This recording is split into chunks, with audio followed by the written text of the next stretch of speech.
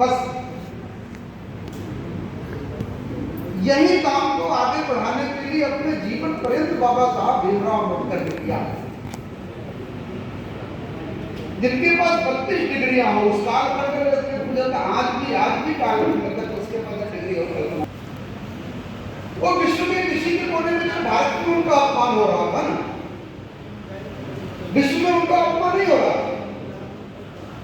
वहां जाकर के बहुत आनंद के साथ अपने जीवन में जीत कर सकते थे।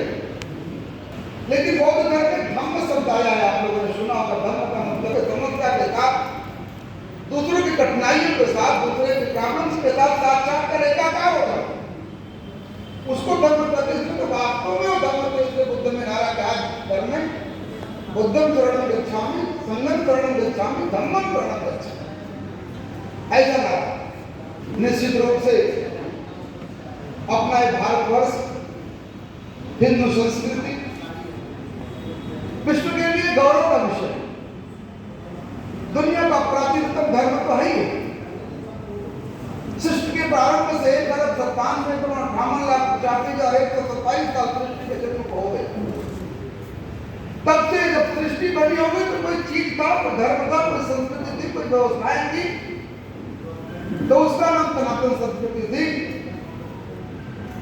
ऐसी सनातन संस्कृति विश्वगुरु के रूप में प्रचलित थी।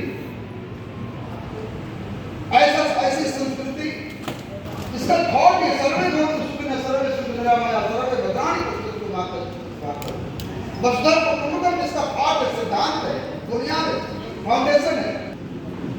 लेकिन आप कल्पना करिए वो धर्म, वो संस्कृति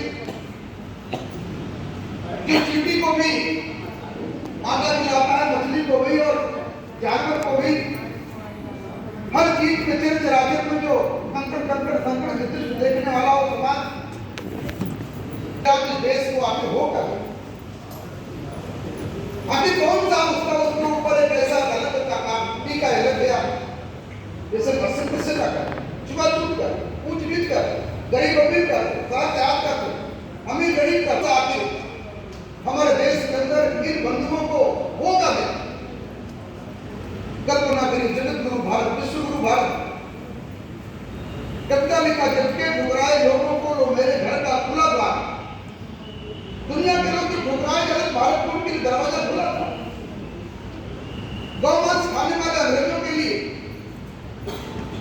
सब प्रकार के मांस खाने के लिए मुसलमानों के लिए दरवाजा खुला था।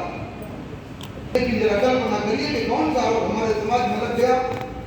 ये निश्चित रूप से मैं जानता हूं और मानता हूं कि अनादिकाल से रोग नहीं लगा, ये कहीं विकृति बीच का कालखंड में आई, ये सब छुआछूत नहीं लगाते। ये कोई हमारी बड़ी पुरानी वेदों से चली आ रही कोई परंपरा ऐसी नहीं, अनादिकाल से चली आ रही परंपरा ऐसी नहीं। लेकिन लगा इस सत्य को भी हमको स्वीकार करना पड़ेगा कि जगत गुरु भारत, विश्व गुरु भारत, मछली को भी आटा खिलाने वाले और टीटी को भी आटा खिलाने वाला भारत, गाय का मांस खाने वाला अंग्रेजों और मुसलमानों का सम्मान करने वाला भारत और भारतीय अपने भाई के साथ अछूत कर रहा है।